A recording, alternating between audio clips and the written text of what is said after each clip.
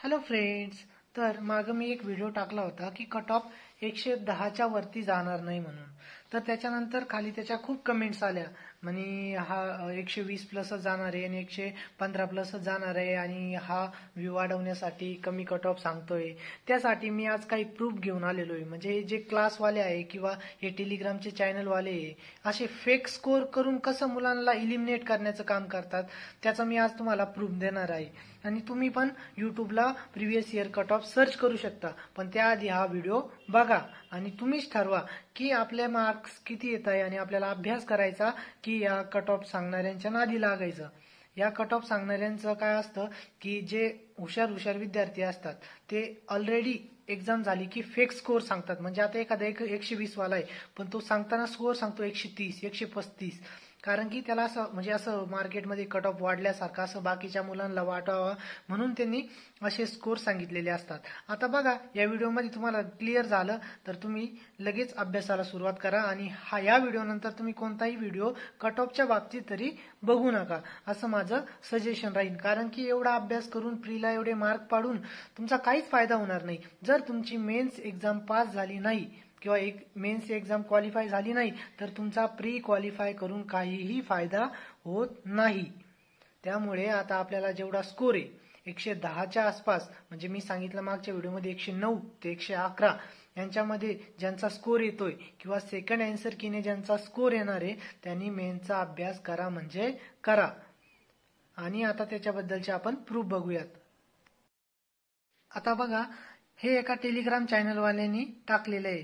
बाकी ज्यांना ओळखायचं ते ओळखू शकतात कोणाचं चॅनल आहे किंवा काय. आता बघा, पहिल्या आन्सर कीनुसार म्हणजे 2023च्या पहिल्या आन्सर कीनुसार हा कट ऑफचा स्कोर 112 प्लस सांगण्यात आला होता. त्यानंतर सेकंड आन्सर कीने हा सुधारित केला, म्हणजे 3 मार्क अजून कमी केले, 108.50 ते 111.50. पण कट ऑफ किती लागला प्रत्यक्षात? 108.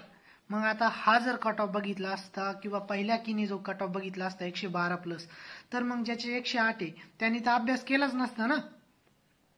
म्हणजे किती, म्हणजे आता किती विद्यार्थ्यांचं नुकसान आहे. आणि कट ऑफ सांगताना आता काय 3-3, 4-4 मार्क पुढं सांगणं, याला काही अर्थच नाही ना.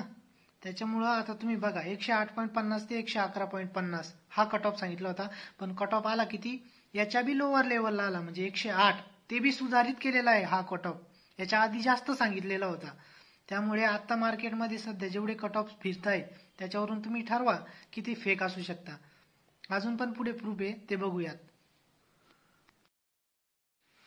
आता 2022च्या पूर्वपरीक्षेबाबतीत बघा, हा बघा, एका युट्यूबच्या चॅनलवाल्यांनी कट ऑफ सांगितलेला आहे 108 ते 112 आणि हा पण सेकंड आन्सर की नंतर आणि जागा वाढल्यानंतर सांगितलेला आहे. आणि जागा 623 होत्या, तरी कट ऑफ काय सांगताय? 108 ते 112. मुळात कट ऑफ किती लागला? 106.5, म्हणजे याच्यापेक्षा पण 1.5 मार्क कमी. तर मग आता हा कट ऑफ बघून मग 106 वाल्यांनी अभ्यास करायचा नाही का? म्हणून मी सांगताना मागच्या वेळेस सांगितलं की ज्यांना 108 107 प्लस आहे किंवा 107 याच्या आसपास आहे, 108च्या आसपास आहे किंवा 110च्या आसपास आहे, त्यांनी अभ्यास करा. कारण की काही वेळेस काय होतं की मुलांची रेंज ही एका ठिकाणी येऊन कॉन्सन्ट्रेट झालेली असते ती. म्हणजे एखाद्याचे 108 मार्क्सवर खूप जण आहे किंवा 107 मार्क्सवर खूप जण आहे, त्या ठिकाणी येऊन कुठेतरी कट ऑफ स्थिर होतो. त्यामुळे मी असं म्हणलं की 107 प्लस यांना 107 प्लस आहे त्यांनी देखील अभ्यास करायला काही हरकत नाही. बघा परत, हा राज्यसेवा पूर्व परीक्षा 2022चा कट ऑफ सांगितलेला आहे आणि हा तोच टेलिग्राम चॅनलवाला आहे ज्याचे 1 लाख सबस्क्रायबर कंप्लीट झालेले आहे. आता बघा, 1 लाख सबस्क्रायबर ज्याचे कंप्लीट आहेत तो सुद्धा असा कट ऑफ सांगू शकतो. 2022चा 106.5 कट ऑफ लागलेला आहे. कट ऑफ सांगितलेला किती आहे? 113.50 ते 116.50. म्हणजे 110 वाल्यांनी पण अभ्यास नाही करायचा, 108 वाल्यांनी पण अभ्यास नाही करायचा, 107 वाल्यांनी पण अभ्यास नाही करायचा. म्हणजे तुमचं सेकंड आन्सर की येईपर्यंत किंवा रिझल्ट येईपर्यंत अभ्यास होऊ न देणे, हाच याचा मागचा उद्देश असतो.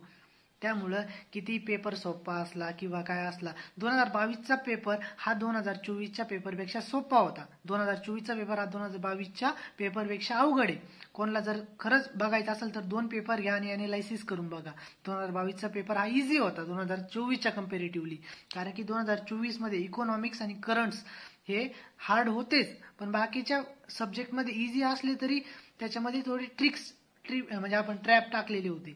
आता ते टॅकल करता नाही आले मुलांना, त्यावेळेस नाही कळत, ते बाहेर आल्यानंतर, एक्झामच्या बाहेर आल्यानंतर कळतं की अरे यार हा माझा चुकला म्हणून.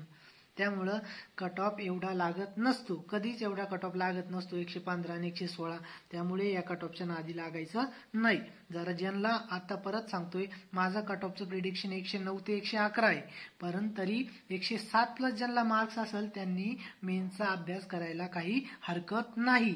कारण की अजून जागा वाढल्या किंवा रेशिओ जरी वाढला ना तरी पण ते 107 पर्यंत कमी होऊन जातो.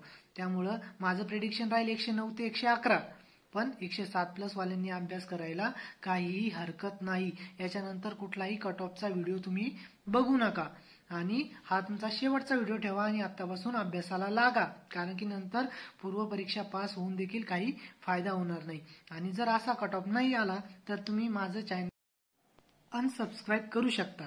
त्यामुळे तुमचं नुकसान होऊ नये म्हणून मी एकदा सांगतोय की 107 प्लस वाल्यांनी परत अभ्यासाला सुरुवात करा.